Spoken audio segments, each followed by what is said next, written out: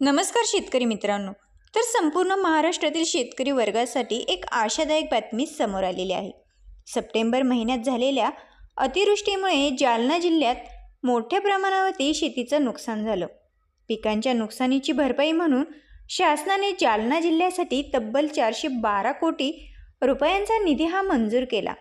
या निर्णयामुळे जिल्ह्यातील शेतकऱ्यांमध्ये आता समाधानाचं वातावरणही निर्माण झालं।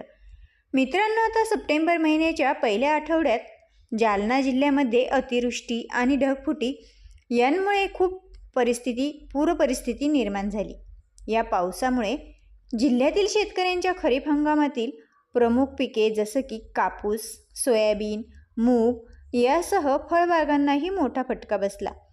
अतिवृष्टीमुळे तब्बल 2,26,358 हेक्टर क्षेत्रावरील जिरायती पिके आणि 28,586 हेक्टर फळबागांचं नुकसान झालं। या परिस्थितीमुळे आता शेतकरी मोठ्या आर्थिक संकटात सापडले। हातातोंडाशी आलेला घास हा निसर्गाच्या अवकृपेमुळे हिरावला गेला। मित्रांनो, आता नुकसान झाल्यानंतर कृषी विभागाने तातडीने पंचनामेही सुरू केले। जिल्हा प्रशासनाने हे अहवाल शासनाकडे सादर केल्यानंतर शेतकऱ्यांना मदतीसाठी पाठपुरावा केला। त्यानुसार शासनाने जिरायती पिकांसाठी प्रति हेक्टर 13,600 रुपये, तर बागायती पिकांसाठी हेक्टरी 27,000 रुपये, तर फळबागांसाठी हेक्टरी 36,000 रुपये याप्रमाणे मदतही जाहीर केली। आता मंजूर केलेल्या 412 कोटींच्या निधीचा मोठा हिस्सा हा अंबड तालुक्यातील 150 कोटी रुपये आणि घनसावंगी तालुक्यासाठी 139 कोटी रुपये मंजूर करण्यात आले। याशिवाय जिल्ह्यातील इतर तालुक्यांनाही योग्य प्रमाणात निधी वाटप होणार आहे। आता शेतकऱ्यांच्या मागण्या अनेक महिन्यांपासून प्रलंबित होत्या। नुकसान भरपाईसाठी शेतकऱ्यांकडून सातत्याने मागणी होत होती। अखेर शासनाने आता हा निर्णय घेतल्यामुळे शेतकऱ्यांना मोठा दिलासा मिळणार आहे।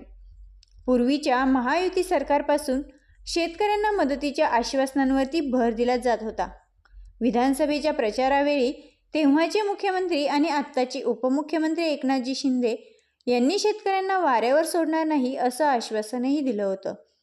देवेंद्र फडणवीस यांच्या नेतृत्वाखालील सरकारने या आश्वासनाची पूर्तता करत शेतकऱ्यांच्या मदतीसाठी 412 कोटी रुपयांचा निधी हा मंजूर केला। शासनाच्या या निर्णयामुळे जालना जिल्ह्यातील शेतकऱ्यांमध्ये आनंदाची लाट उसळली। नुकसान भरपाईचा निधी हा मंजूर झाल्यामुळे आर्थिक अडचणीत असलेल्या शेतकऱ्यांना आता दिलासा मिळणार आहे। अनेक शेतकऱ्यांनी शासनाचे आभार मानत सांगितले की आता आमच्या कुटुंबाला सावरण्यासाठी आधार मिळाला आहे। पुन्हा आता आम्ही नव्या जोमाने शेतीच्या कामाला लागता येईल। अतिवृष्टी आणि पूर परिस्थितीमुळे होणारं नुकसान टाळण्यासाठी शेतकऱ्यांनी आणि प्रशासनानेही काही गोष्टींवरती लक्ष केंद्रित करणं हे गरजेचं आहे। तर मित्रांनो, ही होती पीक विम्याबद्दलची महत्त्वपूर्ण अशी अपडेट। पुन्हा भेटूया अशा छान छान आणि महत्त्वपूर्ण व्हिडिओसोबत। आणि हो मित्रांनो, आपल्या यूट्यूब चॅनलवरती जर तुम्ही नवीनच असाल, पहिल्यांदाच आले असाल, तर अशाच व्हिडिओसाठी आपल्या यूट्यूब चॅनलला नक्कीच सबस्क्राईब करा।